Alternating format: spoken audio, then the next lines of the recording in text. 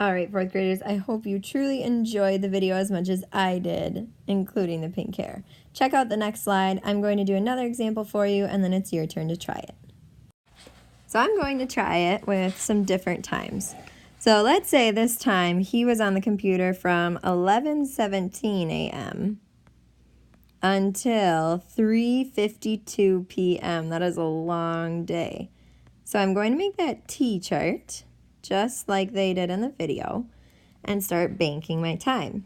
Remember, the easiest way to start is by going up an hour each time. So 11:17 a.m. would go to 12:17. But this time, remember, it's p.m. We're in the afternoon. Once we hit noon, that's why we call it in the afternoon. Ooh, cool. So we banked 1 hour there. From 11:17 to 12:17, that's 1 hour. Then from 12:17 to 1:17, I bank another hour.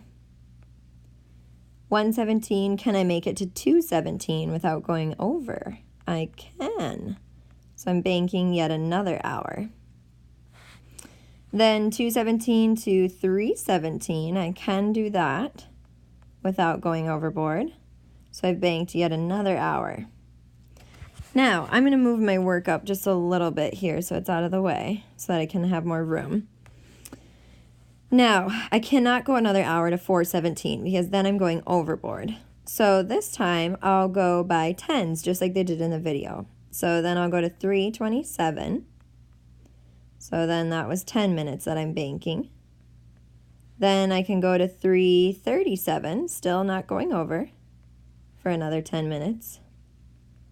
I can go to, I'm going to start writing over to the side, that's okay, 3:47. I'm getting closer though. p.m. for another 10 minutes.